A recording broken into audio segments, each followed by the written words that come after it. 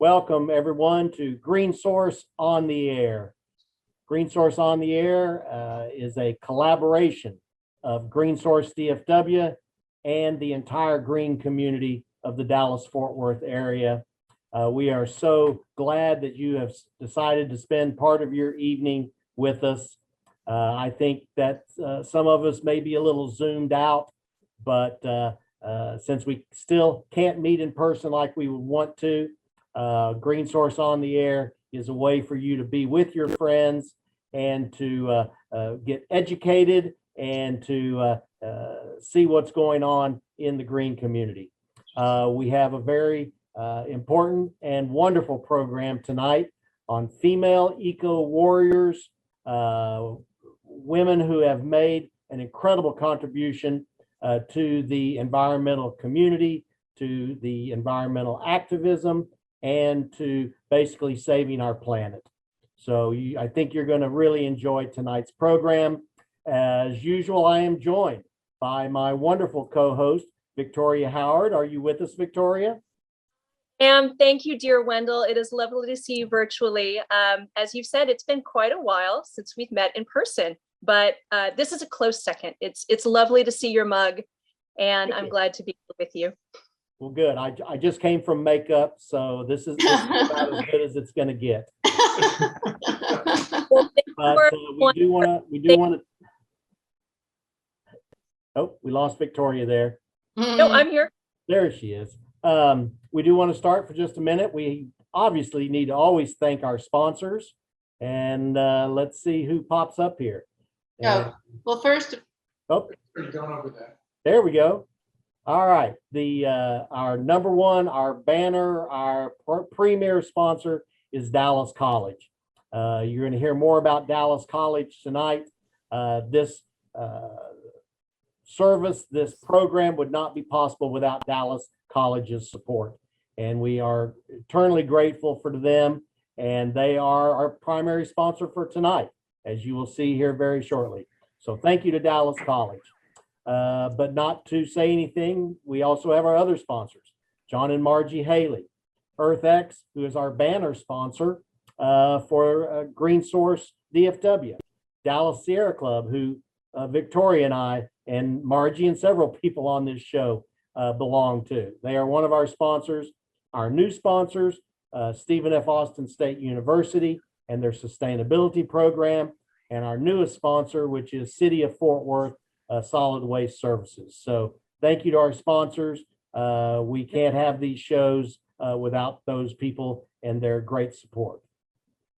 So tonight we have, one more, sorry, I almost forgot. As many of you may remember from the awards dinner, I guess it's been 2 years ago now, Montopolis is coming back. They are the full orchestra with a genius running it, Justin Sherborne. This one is going to be on the Living Coast. We saw Big Bend and it was fantastic. This is going to be the Living Coast, Saturday, September 25th. It's going to be at the Texas Theater. So keep a watch on Green Source DFW for how to get tickets. They're only $20. There will be limited seating with social distancing and mask requirement. But assuming this goes forward, this is a show that you should not miss. Montopolis out of Austin are true professionals, and they are true champions of the environmental movement. Okay, now, which is our next slide? Here we go. Try to stay in line. Our triple co-host tonight is Georgeann Moss. Georgeann, I want to get this right, Georgeann. I don't want to be accused of missing something here. Georgeann is the Executive Administrator, Sustainability Outreach and Initiatives at Dallas College. Georgeann and I have known each other for many years. We have slaved in the trenches at EarthX for many an hour. And I appreciate all her dedication and hard work.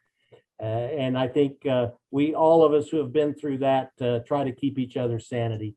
And Georgeann will be the moderator tonight for the rest of our show. And so my job is done, and we will talk to everybody at the end.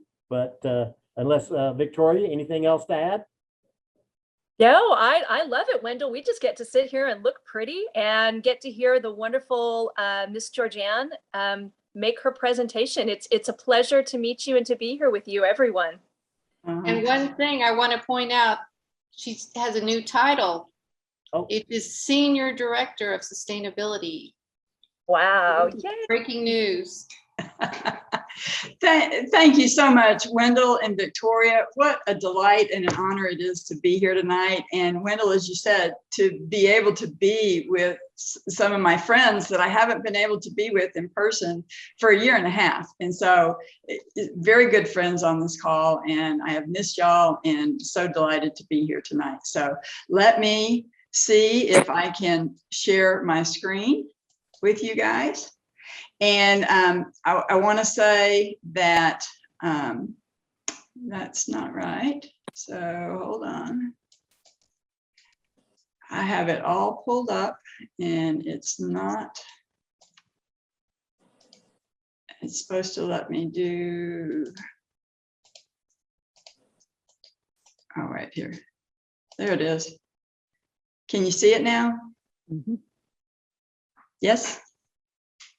Okay. Yeah. Okay. Wonderful. Yeah. So the way we're planning on doing this tonight, you have several speakers. I'll be the first. I'm going to talk to you a little bit about Dallas College and sustainability and where we've been and where we're going. And then I'm going to turn it over to my dear friend and colleague, Lori Delacruz Lewis, who is the Assistant Director of Sustainability Education for Dallas College. And she is going to show you this wonderful tool that she has created in an Esri map, where she has mapped some fabulous feminine eco warriors all around the world. And she'll be telling you about some of those folks. Then we're going to transition to our dear friend, Terry Shultz, who is the sales director with United Electronics. And oh my gosh, all of a sudden I think I'm saying that wrong. But anyway, Terry's going to tell you about her new job, how she got into sustainability, and why she decided to create the Women in the Environment nonprofit organization. She'll be telling you more about that. And then we're going to end up, and Terry and I are going to interview Margie Haley, who is the grande dame, the matriarch of sustainability in North Texas. And so we're just really excited about this. And of course, use the chat function or the Q&A if you have any questions, and we will get started. So once again, my name is Georgeann Moss. I'm the Senior Director of Sustainability for Dallas College. And we recently went through a, okay, so this is great. There it is. We recently went through a reorganization, and we transformed from 7 independently accredited colleges into a single college called Dallas College, and we're getting a lot more efficiencies out of that. And so now our department, our office, is housed under this new umbrella called Social Responsibility and Inclusion. And we are really, really proud that Dallas College has taken this stand and has committed to being socially responsible and inclusive. The 3 areas that are included in this new division are diversity, equity, inclusion, supplier diversity, and sustainability. And so I actually co-founded the Dallas College Sustainability Team, or we used to call it Green Team, in 2007. And I did that with 2 other coworkers. We went to my boss, who is now Dr. Justin Lunnan. He is the Chancellor-elect, I guess you would say, of Dallas College. And he became our executive sponsor. And we were an ad hoc team. We got people from all around the college, and we worked on sustainability projects, you know, kind of where we could. Fast forward 10 years later, I don't know how fast that is, but 10 years later, my position was created as the kind of the strategic leader for sustainability across the college. Now, in the meantime, we had sustainability directors at the independent colleges, which are now campuses. They're part of Dallas College. And those people are still on the team, I am delighted to say, and you probably know many of them. We have Brandon Morton, who has most recently been working with Brookhaven and Northlake, Lori Delacruz Lewis, who was at the Mountain View College. We have Sonia Ford, who was at Richland College. And then, of course, everybody knows Dr. Maria Bocalandro. She has recently taken a promotion, and she is the Dean of Special Academic Projects. And of course, you know Maria, she took sustainability with her, and now she is infusing sustainability into all kinds of special projects for the students. And so that, in fact, is something that we make sure that people understand, is that we, the sustainability department, we are not the owners of sustainability in Dallas College. It's our job to collaborate and work with departments and people all across the college so that we can get them thinking about sustainability as well. So we believe that every employee should take on sustainability as their responsibility, not only in their jobs, but also in their personal life and their community life. So we believe that sustainability is a journey, and our job is to help you get from wherever you are to wherever you want to go.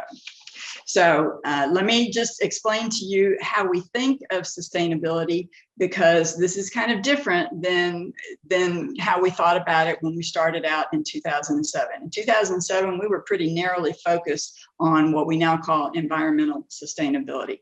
But we realized that there are other components of sustainability that we need to address. And you see those three in this wonderful three-legged stool. Some people call it equity, economy, and environment. Other people use the P words, people, planet, and prosperity. But all three of those areas are equally important. And we've got to address all of them if that stool is going to work for us. If any one of those areas breaks down, then the stool's not going to work. We're not going to be effective in what we do. Now, the good news is, and let's just face it, some of those legs are more important to some people, and other legs are important to different people. So for instance, I came to sustainability because I am so focused on the environmental aspects of it. And yet I greatly appreciate all of the work that the people who are working on the equity part. And I also appreciate the work that people are doing in the economy area, because it takes all of that in order for us to have a world that works for everyone. So that is something we'll be talking quite a bit about this evening. We got really excited when the United Nations created the 17 Sustainable Development Goals, because that was able to help us explain to people what sustainability is and what it looks like. There are still people, this is Texas, there are still people who, when you say, I work in sustainability, they say, what? What's that? And so what we have learned is when you show them the 17 Sustainable Development Goals, they kind of relax and breathe a sigh of relief and say, oh, yeah, I want those things. I want no poverty. I want zero hunger, good health and well-being, quality education. They understand that. Whereas sometimes if you talk about sustainability as people, planet, and prosperity, it takes a little bit of explaining to get them to understand it. So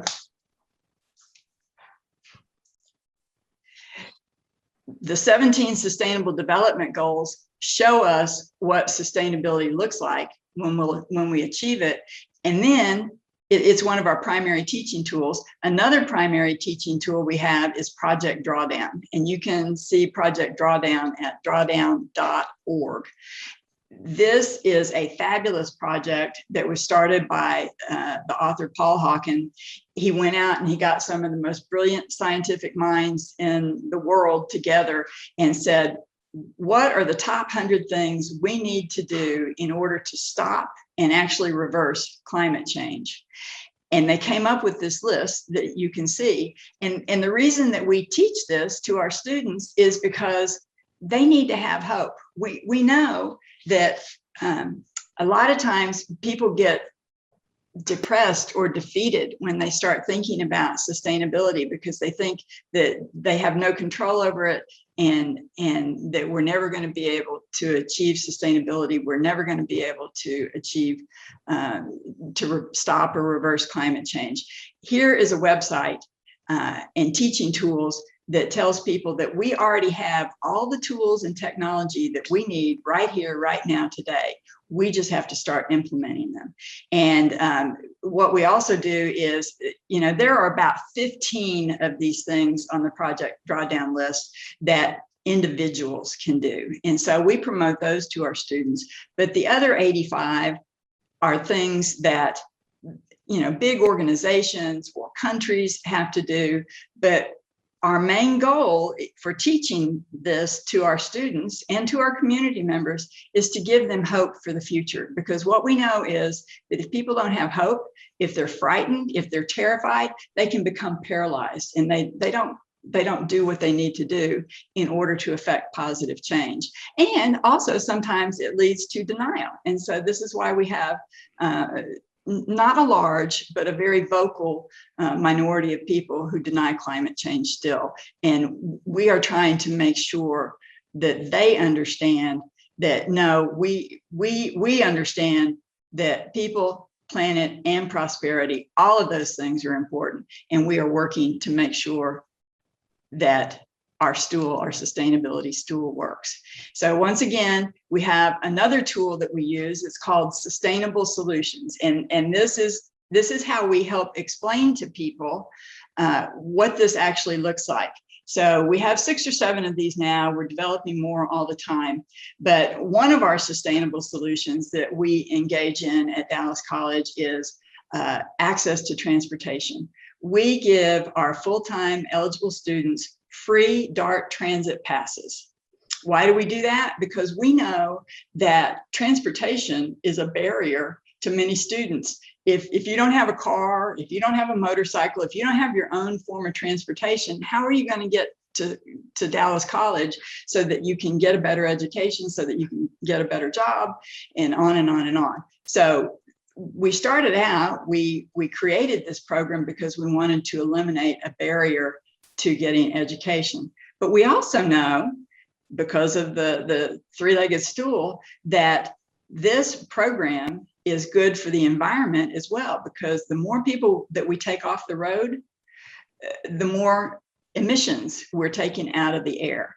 So this is a solution. It's good for people, it's good for the planet, and it's good for our economy, because the more educated people we have in the Dallas workforce, the better our economy is going to be, and the better off the whole community will be. So sustainable solutions are good for people, the planet, and our prosperity. And here is a simple test that we want to be the takeaway for our students. We do educational programs all the time. We collaborate with faculty. Lori does this fabulous Reframing the Curriculum program that teaches faculty how to infuse sustainability into their courses. But how many of us actually remember all the details of what we learned in college? But what we generally remember is some big key takeaways that we had in particular subjects. And so what we want students to take away from their sustainability knowledge that they get at Dallas College is this 3 questions test. 3 questions that can transform the world. Is this solution, is this thing I'm getting ready to do, is it good for people? Is it good for the planet? And is it good for our prosperity? And if we can get them to think those questions through with every major decision that they make, for instance, what kind of car should I get? Or should I get a car? Would I be better off getting in an apartment near a DART transit station? Things like that. If we can get people thinking this way, then I think especially this younger generation is going to be more hopeful and more helpful, because they will actually choose to make solutions that are sustainable in their personal life, in their professional life, and in their community life. So at this point, I want to turn it over to my colleague, Lori Delacruz Lewis. She is, as I said, the Assistant Director of Sustainability Education at Dallas College. She has more than 25 years experience in environmental and sustainability topics, and she produces curriculum, resources like one you're getting ready to see, faculty, student, and community workshops, special events, all of these that inspire people and businesses to practice the principles of sustainability in the three areas we've been talking about. She's pursuing her PhD in urban planning and public policy from the University of Texas at Arlington, and she has a master's degree in sustainability and development from SMU. She earned her recycling systems manager certification from the Solid Waste Association in North America, and she's a master composter trainer and an adjunct professor at SMU. So Lori, take it away. Thanks so much, Georgeann, for that kind introduction. I am really, really excited to talk to you today and share with you some of the things that we like to use to help our students understand sustainability better. We use a product developed by a company called Esri, and their product is ArcGIS, and it's a geographical information systems product. And that may sound, very, very weird, but what it does is it allows our students to see what is happening, where it's happening, and who is being affected. And that is really so powerful for our students to be able to do that. It's empowering to have that kind of knowledge at your fingertips. So I want to share with you guys just a couple of illustrations of how this gets used, some of the things that they can do, the capabilities. And I wanted to tell you about some female eco-warriors that we have discovered. We put the word out and we asked a lot of our colleagues, who do you feel is a really important eco-warrior somewhere in the world, dead or alive?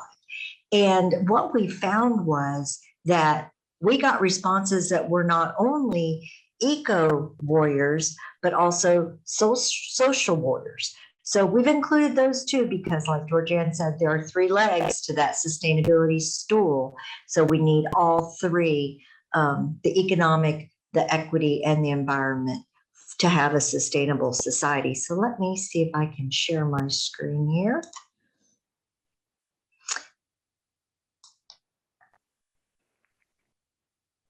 And I'm gonna do this.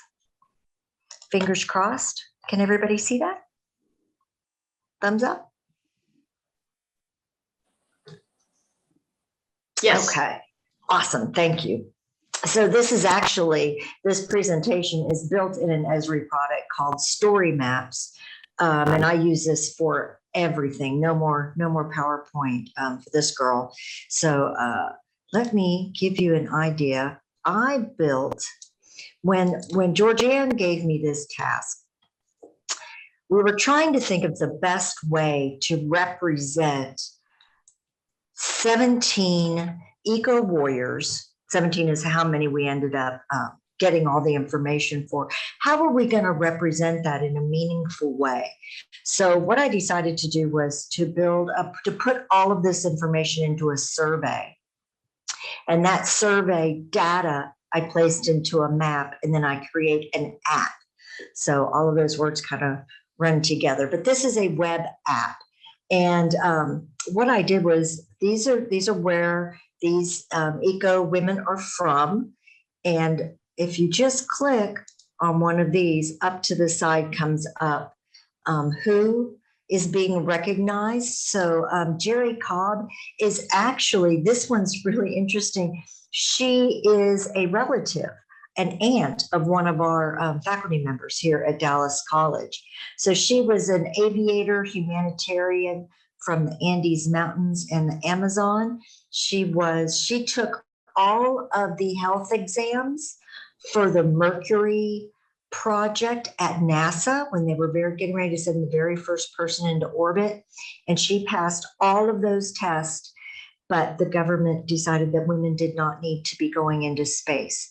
So she ended up flying over the Andes and the Amazon rainforest doing humanitarian drops to indigenous tribes and mapping that area that had never been mapped before. So really, really interesting people that were sent to us. Of course, we have Greta Thunberg up here in Stockholm, Sweden. We have Malala, even though she lives in Birmingham now, she is originally from the Swat Valley in Pakistan.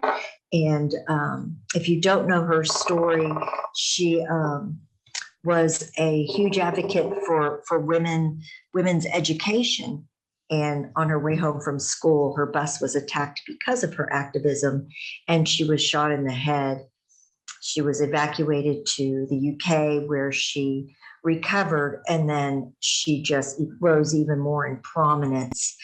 So it's really an amazing story. And of course, she ended up being the youngest Nobel Peace Prize winner ever at the age of 17.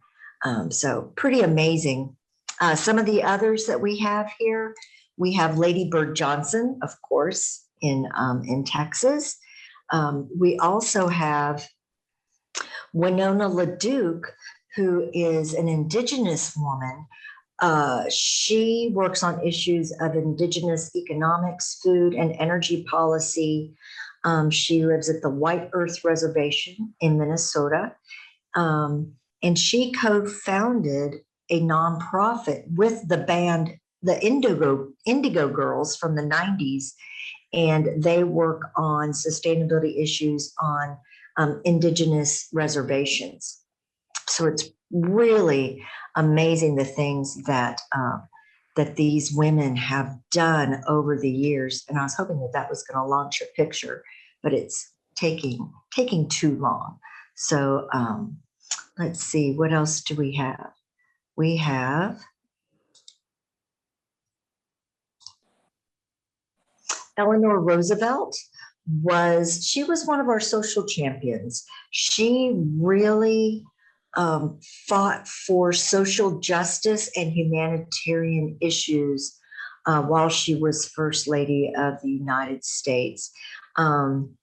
And then she even, after the death of President Roosevelt, when President Truman took his place, she served as a part of the UN General Assembly on the Human Rights Commission. So she was a very, very powerful woman. Of course, she had the stage to do that. You know, as First Lady, you have this built-in audience and you get to choose what you're going to be passionate about. But it's those women who don't have those platforms, like Greta Thunberg, who sat out, you know, striked from going to school once a week and sat outside Parliament with a sign saying, you know, you guys need to be aware of the climate. So it's those kinds of women that we want to honor for both their environmental and for their social justice projects that they have done. But I wanted, so this was an Esri map that I did here. And one of the reasons why we chose to highlight the environment and the social justice is because those really are the basis. You know, Georgeann showed you the 17 Sustainable Development Goals in a block. I love to use this because so often you hear about, you know, people make it sound like the economy is the end all be all and we're all going to die if we don't have a strong economy. When the truth is, if we don't have a resilient biosphere, we're all going to die anyway. So I don't mean that to sound negative, Georgeann. Don't be angry with me, but it's true. We need a safe, healthy biosphere in order for the human race to survive. And then we need the social justice, the societal aspects to lay on top of that. And the economy comes last. That is the least important thing that we need to worry about.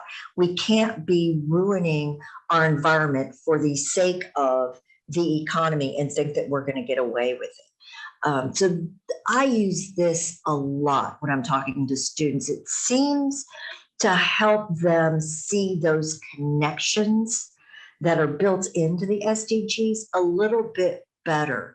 And so then we start talking about, well, what do these issues look like? So one of the issues that we talked about, and it's gonna, there we go, is talking about the environment that we live here in the in the Dallas-Fort Worth area. So this is the Dallas-Fort Worth Metroplex. And what I'm gonna do is I'm just gonna turn off a couple of layers so that you can see here, all of this red is developed land. That's all pavement, roadways, buildings, parking lots, anything that's concrete and has been built over land. But then, and we can see that you know, it's really, really massive in its scale. But of course, all of that concrete it collects heat during the day and creates an urban heat island effect. And we can see that right here, this is right here at downtown Dallas, how strong that, how intense that urban heat island really is. But what really becomes interesting is that when we add a tree canopy, we can see that the heat island is where there are no trees or very, very few trees. So now we know where we need to add urban tree canopies to cool off our area. So that has been really powerful for students to understand how the environment, the built environment, affects them. And then, of course, we talk about rainfall. Where does the water go? Urban flooding. This just cascades into additional conversations. So that's one of the things I really, really love about these mapping products. We also talk about transportation. You know, Dallas has a much larger multimodal transportation effort than Tarrant County does. But what I've done here is I've imposed these rail lines with all the stops on areas that don't have cars. So if we look at this legend, the darker the color is, the higher the percentage of homes that don't have a vehicle, access to a vehicle. So when we map the access to the light rail, it becomes very, very obvious that we need more light rail here where there are fewer vehicles. And then of course, Fort Worth, they just need lots of light rail. They need to at least get started on this. So it's, you know, it makes them thoughtful. Well, okay, if I don't have a car, how many buses would I have to take to get to the rail line? Could I walk? How walkable is that? Is it safe? Are there sidewalks? Are there crosswalks? Just all of these things that are all social justice issues. Another one is biking infrastructure. I'm really excited that the VeloWeb is coming, that will connect Dallas and Fort Worth. But this is what we have right now, is just a lot of disjointed pieces and parts of bike infrastructure. So it is fragmented at best, and it's also can be very, very dangerous. So we need to work on that. I'm really looking forward to the VeloWeb. This one is a very similar image, but I want to show you, this is where are the intact habitat cores that are in the Dallas-Fort Worth area. And I'm going to change this base map so that it stands out a little bit more. So all of these areas are intact habitat cores. This is where wildlife, urban wildlife, can move back and forth from different areas and cross a lot of land, have a big territory. But what was surprising to me is the fragments. These are all of the fragments that are in our area. But you'll notice that this area right here has nothing. Nothing. Arlington, look at that. Absolutely nothing there. Or through HEB. It is really terrifying. And mapping allows us the capability to see what is happening, where it's happening, and not who is being affected, but what is being affected. And that would be our urban wildlife. So I just wanted to share a few of those with you and give you an idea how we are using mapping in Dallas College to not only help our students develop critical thinking skills and how to ask questions like, but what about this? Or what if this? To extend those conversations. And also, the more students know about GIS, they increase their capabilities, the better chance they have of getting hired, because GIS is such an enormous field right now. So I'm really, really pleased to share this with you. And it is my pleasure to introduce to you Terry Shultz.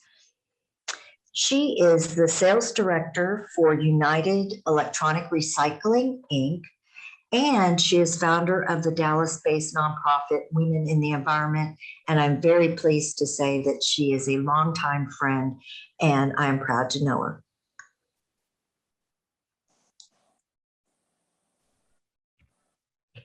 Good afternoon. Good evening, everyone. Will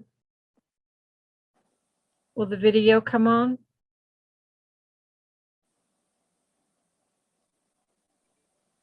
Can y'all hear me? I can hear you. Okay. We just can't see quite yet. There There you you are. There we go. There we go. Good evening, everyone. It's a pleasure to be here, and it's most inspiring to hear a couple of my long-term friends talk about sustainability and the wonderful mapping that you did, Lori, and that the early vision and how far it's all come. I think back to the years of when I met these ladies first. I remember meeting Lori going into North Texas Corporate Recycling Association meetings. I remember meeting Georgeann at Sustainable Dallas meetings. And it's just awesome to see this arc of friendship through the years and how we've continued through our career paths in the green field. Georgeann thought that maybe I could talk about, how my path began in the environmental field. And it started in the late 90s. I mean, I took a temp job working for an international engineering company called Hatch, and just happened to get into work with their sustainability director, whole new concept back in the late 90s, and worked with them for several years on the byproduct synergy programs. And it was actually during that time that I first met Margie Haley and Tom Kemper. I was going to some luncheon, I think, in Richardson, and had the great good fortune to sit at the same table as them and talk to them and learn more about the wonderful things they were doing with Sustainable Dallas, and how that arc connected just from one connection to another. But working in byproduct synergy, it was awesome. I got to learn about the early concept of sustainability and how it was being defined, and taking waste products from one manufacturer as an input into another. Went on and I worked for Green Mountain Energy for a little bit. And then I really have found my path of calling in electronic recycling. And I've been doing that now for about 15, 17 years. Started out working for another company. I owned my own company for 10 years. And then decided to basically merge in with United Electronic Recycling. And that has been a wonderful experience. As this field changes and grows, it's a little harder being a smaller independent operator, and it's worked very well being part of a larger business and all the scope of services that they can offer. So that's my world now. And just recently, after being here 3 years, I've taken on the responsibility as sales director And for our world, that means there's two kinds of sales: the inbound sales, where we're talking about electronic recycling and services and setting those accounts up, which is what I focus on. And then the electronics that have a reuse life. It's not all just getting broken down into scrap commodities, but what has an ongoing life cycle in the resale part of the business. And my focus is the inbound part. So I'm excited. It's kept me very, very busy, but I like it. I'm happy to be here. Some years ago, I was inspired by Sustainable Dallas to start We Women in the Environment. I had the opportunity to work a couple of years with that group as they had their annual conventions. And it was so rewarding to be part of the planning meetings and talk to like-minded people and to share that energy. And so as that was kind of concluding, I wanted to keep that feeling going. And I've also always had a belief that women, we have our own set of challenges and our own uniqueness in the world. And I wanted to provide a venue for that. So that was back in the early 2000s. Back then, there were only a few career options for anybody in the environmental field. I mean, you could be an engineer, you could maybe be an environmental attorney, you could be into recycling of some sort or waste management. But today it's increased so much. I mean, there are career fields in retail. There are opportunities in, of course, sustainability, LEED certification, architecture, of course, all the organics and the environmentally friendly gardening, the master composter and such, as Lori would help me phrase out.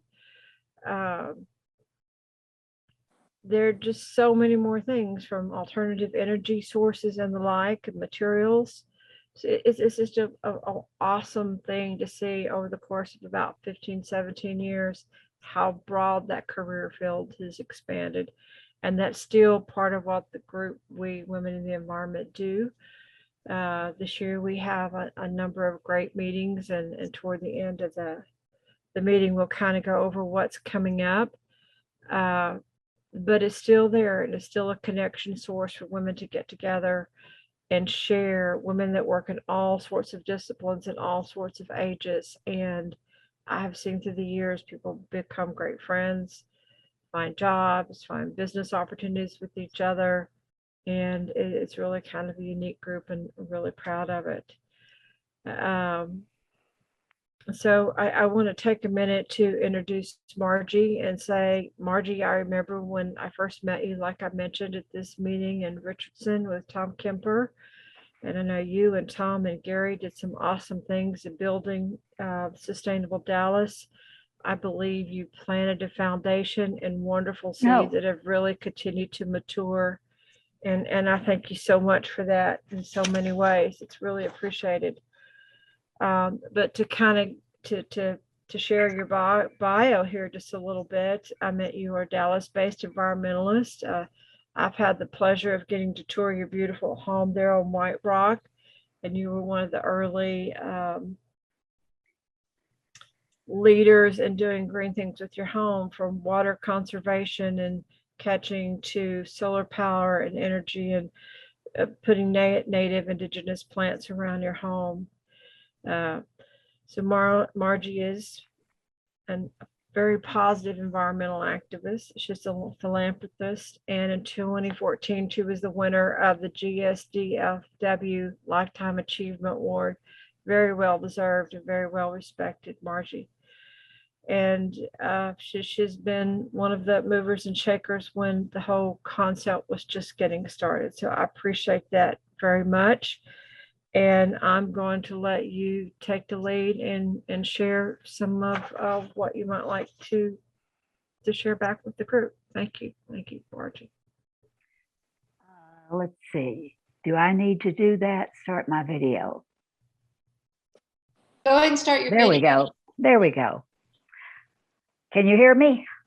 Yes, ma'am. Good. Well, thank you for all those kind words, Terry.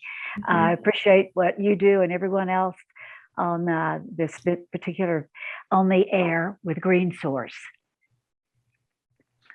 So Georgeann, Yes.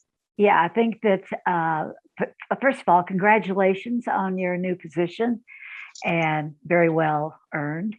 And I think you have some questions for me. We do. And the first one is, how did you become interested in sustainability? And I'm remembering that there was a woman who you met who inspired you. And I was hoping you could tell us about that. Right. Bobette Higgins put together a 4-day conference out at the Texas Discovery Gardens at Fair Park. And it was set up for like 150 plus people.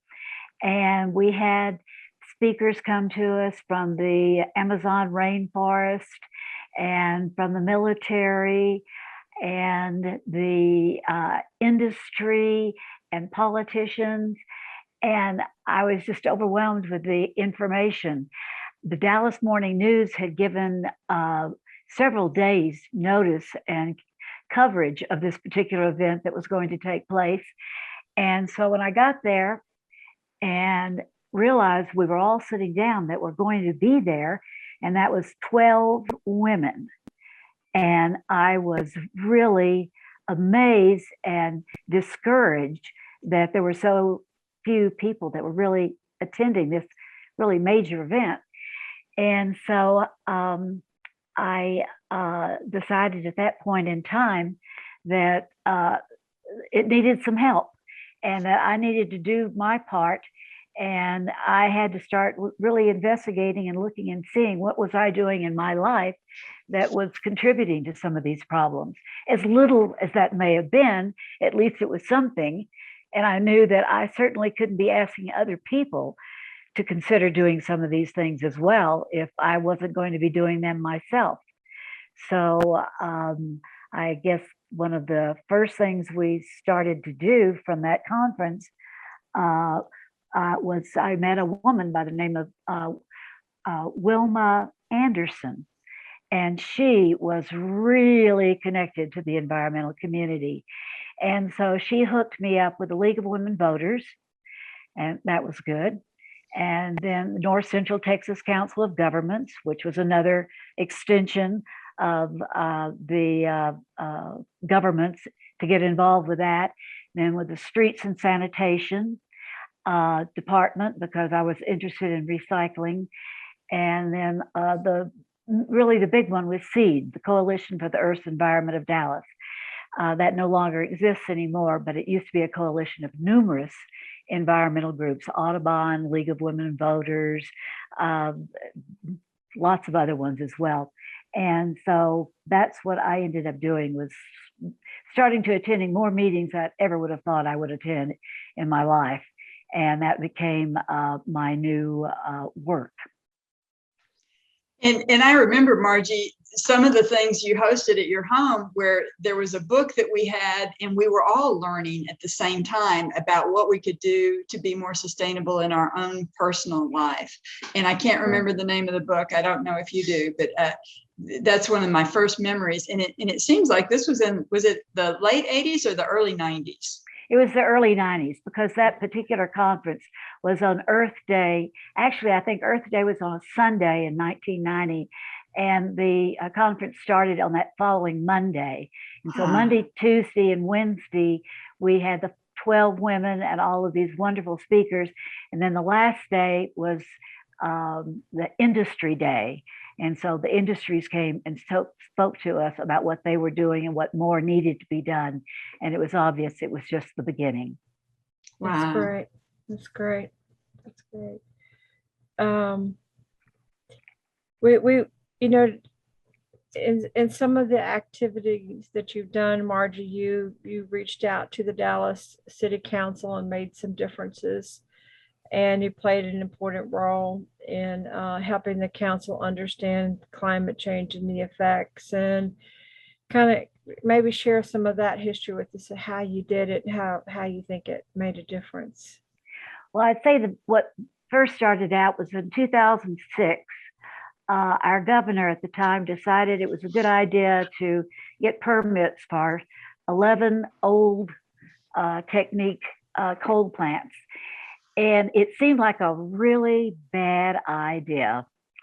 And I waited for a couple of months to see who was going to do something about this, and realized, I guess people didn't think there was anything they could do.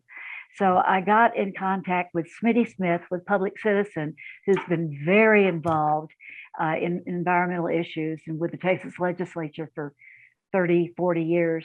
And I told him I was really flabbergasted and thought that we needed to kind of kick up some disgust.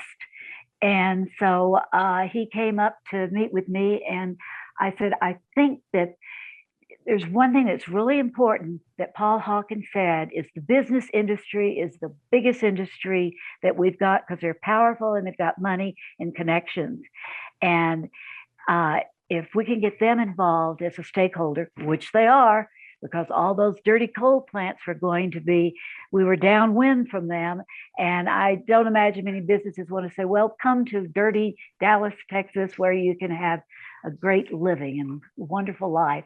So I told them about David Littman with Hotels.com, and Trammell Crow, of course, who is with Texas X now, and Garrett Boone, who was with a Container Store, all three of which are very, very concerned about all of the climate issues, and particularly the pollution issue. And they got together and started Texas Business for Clean Air, and ended up getting another, I believe, at least 100 at that time, businesses to join. That was a pretty big, powerful group. Dallas Morning News heard about them and started covering them in quite a lot of detail. Laura Miller, of course, was doing her part in traveling around our region, letting the towns and cities know that this was not a good thing that would be coming their way. And so this got a lot of coverage in both TV and the news media. And as a result, they ended up really discouraging this attack on our air. I believe it was NRDC who also stepped in and had a major influence at that time, so that it ended up, they only permitted 3 of the coal plants. So we were successful in all of our individual efforts, collectively discourage any additional dirty coal plants from coming online. And at that time, I had made a relationship with Jill Jordan, assistant city manager. We talked a good bit about the things that the city was doing. And she asked me, well, do you think you could bring together a panel to discuss with the city council the issues of climate change and how it can impact the Dallas region? And I said, well, let's give it a try. So we got Smitty up here because he just knows everything about these issues. And then also Professor Andrew Dressler from Texas A&M, who is a climate professor. And then Cal Broomhead from San Francisco, who was the program manager for energy and climate. And what was supposed to be a 1-hour presentation ended up being a 2.5-hour one. And the city council was concerned and engaged enough to say, let's pursue this and follow up on it and see what positions and actions we could take. And as I understand, this evolved over the years into what we presently have as the what's the first part of it is, well, it's our climate action plan, but it's got the comprehensive environmental climate action plan. And Margie, I always did trace that back to you and Jill. When the city of Dallas became a climate leader was after that meeting. And so thank you so much for what you and Jill did to make that a reality, because you caught people's attention and they realized they had to take action. They couldn't wait. So thank you. You also were instrumental in doing a series of 5 conferences, and I believe we called them the Sustainable Dallas conferences. And so how'd you get the idea? Who were your co-chairs? You know, did you accomplish your goal? Well, we back in 1998, Al Gore called for a national sustainable conference for 1999. And so Tom Kemper and Gary Olt and I had done projects together on the environment. And we got together and decided that we would put one on in Dallas, hoping that other cities would do the same as well. And we put it together and had probably far too many speakers at this one conference, but we wanted to get as much in as we could. And it continued to grow each year. We ended up having it at Richland College, thanks to Georgeann for helping us make that happen. And we had some very credible speakers who at the time maybe were not as well known as they are now, but we were able to secure them anyway. And one of my favorites was Amory Lovins from the Rocky Mountain Institute. And he came a couple of times, actually. We got in touch with Paul Westbrook, who's an engineer at Texas Instruments. And I said, would you like to have Amory come and, talk to your engineers and see if he can help you in any way with your your chip plants particularly? And he said, yeah, that'd be great. So he got them to come to Richland College to meet with Amory for about 2 hours. And then Amory came back and made his presentation to the Sustainable Dallas crowd. And so Paul went back with his engineers and worked on some things and met with Amory. I believe we brought him back maybe a year later. And this time he went to TI and met with Paul Westbrook and more engineers and had a really good time.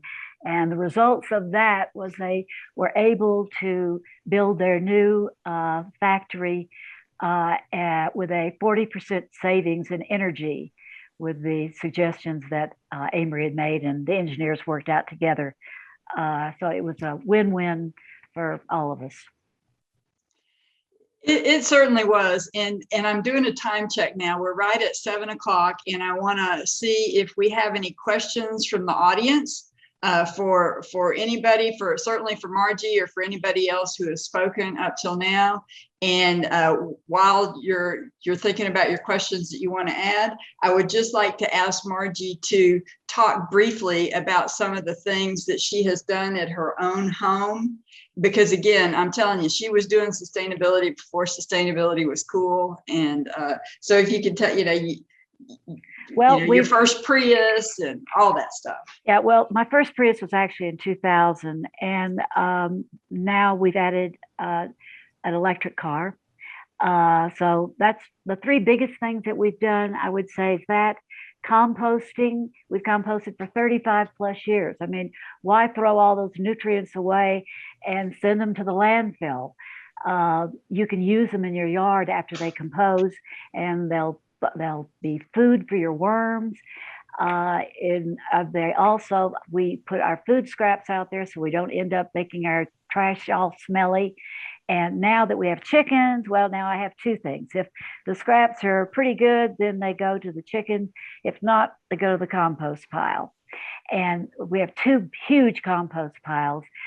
One right now, because it's summer and there's so many leaves and grass, it's probably about 12 to 13 feet high, but it comes down in the winter. And then the other third thing that's really big that everybody can do, if you have enough money to put a mini split in your bedroom, which is probably the best place to put it. And particularly with our children gone, we're the only ones in the house. By using a mini split, we are only air conditioning or heating that room in our house all year long. And can you say again what a mini split is? A mini split fits onto the wall with a tube going out to the outside wall down to the compressor. And it's an air conditioner and a heater. And we only air condition and heat the rooms we're in. Our furniture doesn't care about the temperature, and we sure care about our electric bill. So it really has saved us probably 2/3 less of our electricity bill than it used to be now. And we have other things. We're beekeepers as well. We have photovoltaics and solar water. Our front yard is a wildscape now, and we capture 1,200 gallons of water in 4 receptacles on a sloping lawn, so that we have a gravity-fed system, and some other things too, but that's brief. Wow. So we have several questions here. Oh, were you going to say something, Terry? No. Yeah, this is Julie. I was just saying that Linka Green had something she wanted to ask. I was going to let her ask her question. Hi. How's everybody doing? And I just I'm want here. to say that she won the Environmental Justice Award at our awards last year. Wonderful. Hi, can y'all hear me? Yes. Yes. Okay, great. So I'm not going to try to do this to be seen. First of all, thank you. This panel is wonderful. And my second question, I would love to be able to take some of the sustainable classes that you have going on at the colleges. I work in the grassroots part, but lately I've been taking classes with the Clio Institute on climate change, heat, and food policy. So I want to become more educated in the areas of the things that you guys are talking about.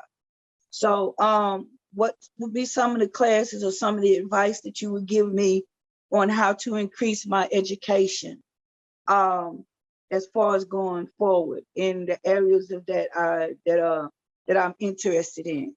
And the areas I'm interested in are food policy, climate change, and heat.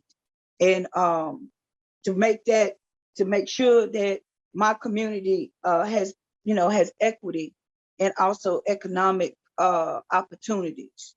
So that is my question, and I hope I phrased it right.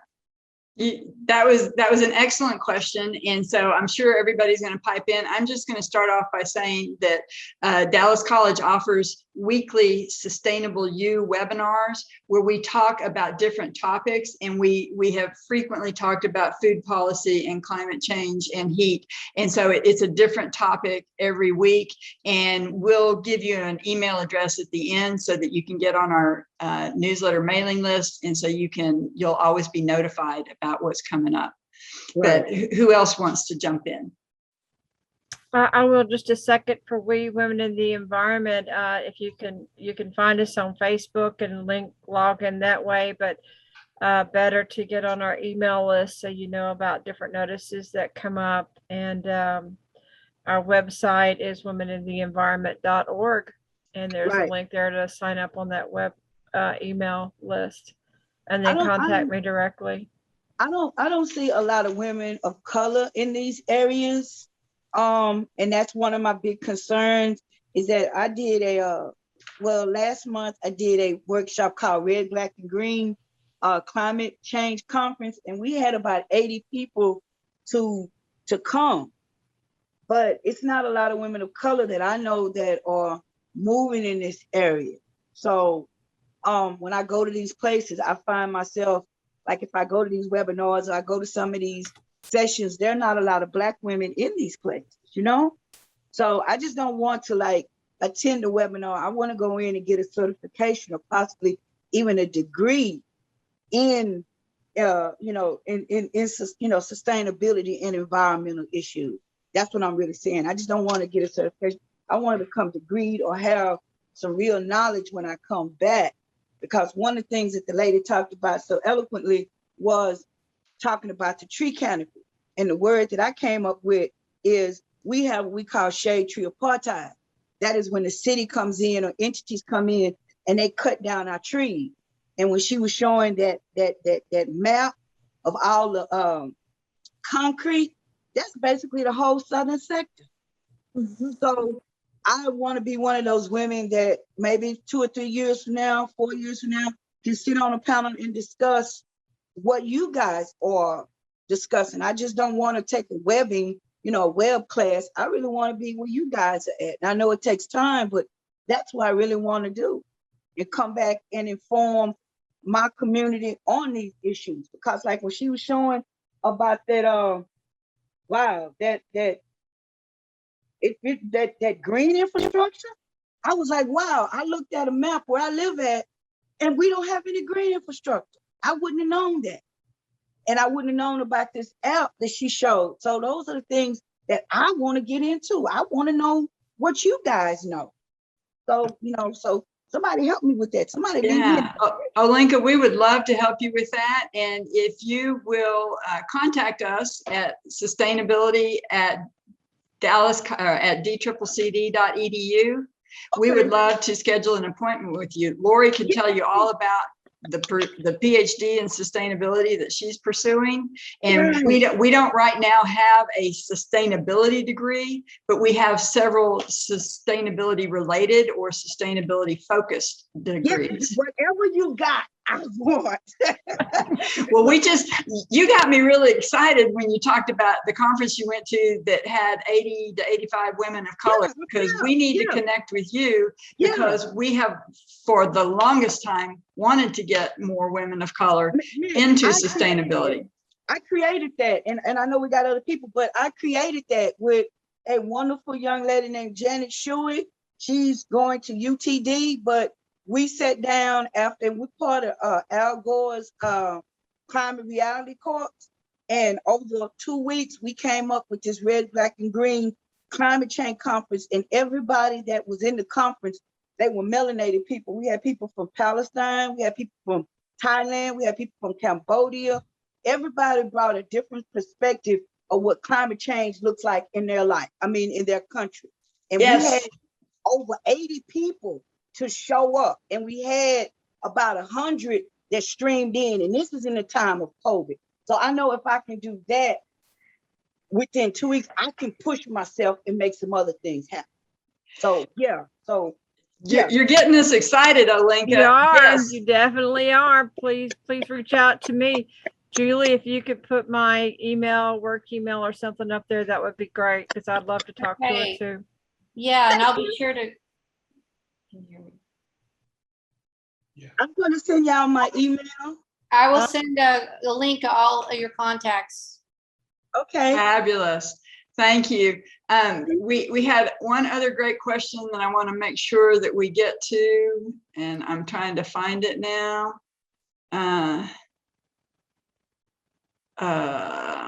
Okay, yeah. Here it is. For many of our speakers, what are the most important climate actions residents can take right now? And I will be happy to start, and I will admit that I'm stealing mine from Dr. Catherine Hayhoe, who says that the most important thing we can do is talk about climate change, because there are still so many people out there don't know about it, don't know what it is. Now, I will say probably in the last 2-3 months, that's gotten a little bit different, because we have so many climate change related weather events going on that it's pretty hard to ignore now.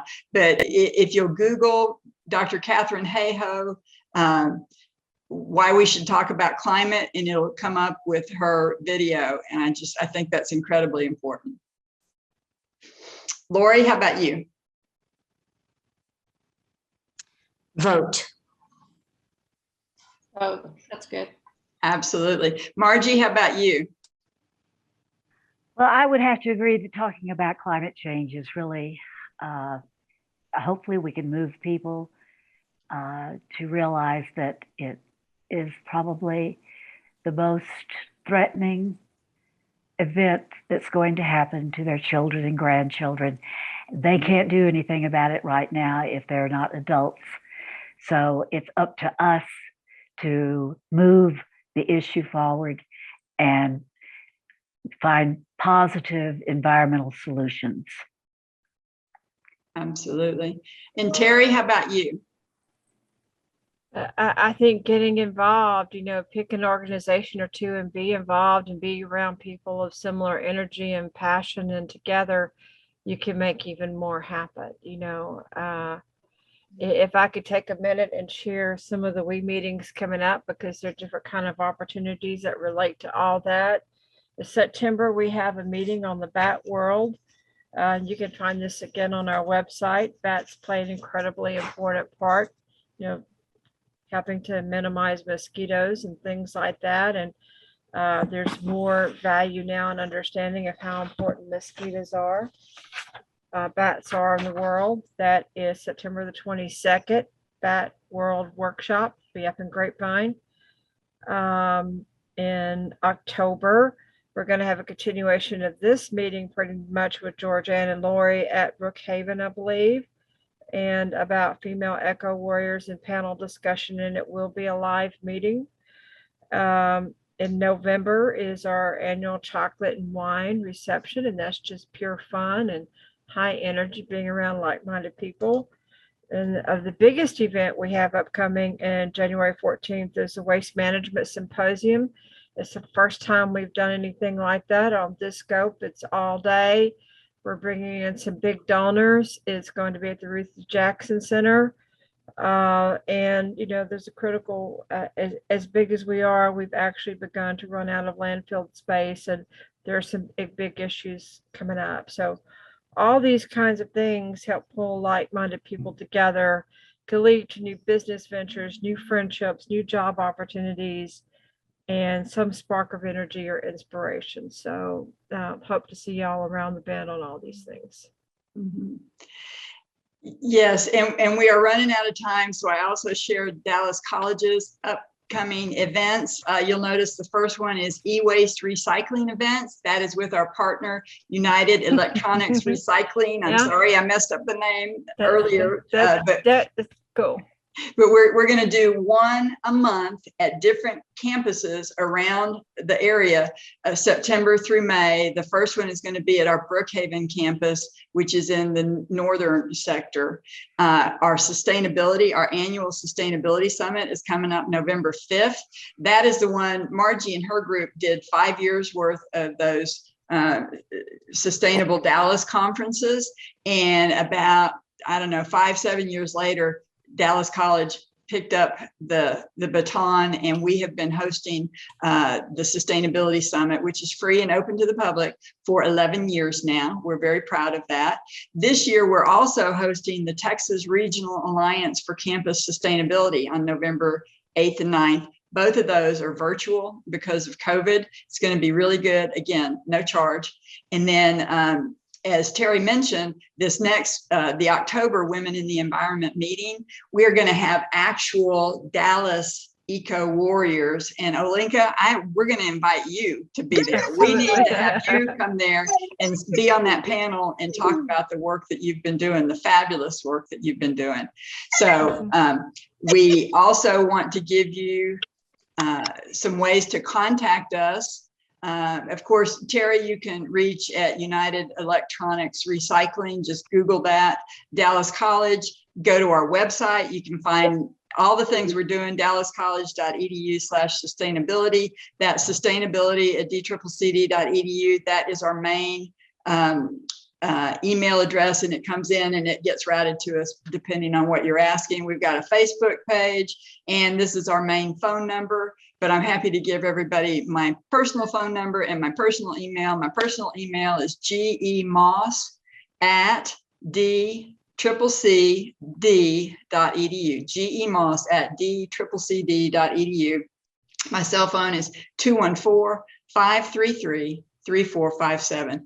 And we are at the end of our time. And so Wendel or Victoria, Julie, we just thank you so very much for having us today. What a blast. We enjoyed it. Awesome. Awesome, ladies. Awesome. Thank you. This was awesome. Awesome. Yes, this has been so wonderful. Thank you And for those of you on the call who don't know Olinka and Margie Jackson and all those people, we have female eco warriors all over this city. And I promise you, when all of us get together, the power that we have to influence the city councils and the local politicians, it's really taking effect. Sometimes over the years, we've gotten a little discouraged, but I'm letting everyone know that it has been, we've had some major successes, and we're going to continue to have major successes as long as we stick together. And I thank you so much, Georgeann. And just so the people also remember this, Dallas College, formerly DCCC College, they were the leaders in all of this. They were way ahead of certain other universities in the area. We won't name them, but DCCC district was ahead of all of them on this issue. And it shows, Georgeann, you and your whole team have been amazing. I have one final thing to tell everyone. Remember that in September, that we will be third Thursday, we will have DeJuan Shockley, DeMarcus Russell, a surprise guest, and the eco warrior / social justice warrior. And they will be giving us an update, not only on community gardens, but also social justice issues. And what I'm really looking forward to is an on-the-ground report from Snowmageddon. In case it's, even though it's 100 degrees here, and not that long ago, we had 0 degrees, and you won't believe what some of our just wonderful people were doing to help the homeless and communities. And we will get an on-the-ground report from DeJuan and Marcus and our surprise guest. Then put in the back of your brain, October, we will have some Halloween fun. It will be spooky tales from the trails. And we will have members of the Dallas Sierra Club and other people in our group that will be giving us some of their on the trail experiences that I believe you will be a lot of fun for the Halloween season. Amen. So, and Margie, thank you so much for being our special guest of honor. You and I go way back, and it's just been a pleasure to know you and your husband. And again, the more we stick together, the more power we have. And this female eco warriors has just been tremendous. And we have an eco warrior, Julie Thibodeau, our editor, and her husband, Carl. Without Julie and Carl, this doesn't happen. And and thank you to Victoria, my co-host. People get tired of hearing my voice, so it's really nice to have Victoria. So anybody else need to say anything to say goodbye? No, thank you, ladies. It was lovely to meet you. Thank Good you. to meet y'all. Bye, guys. Wonderful. Bye. Bye-bye. See everyone Yeah. in September. Thanks a lot, Bye. y'all. Bye-bye. Bye. Bye-bye. That was all.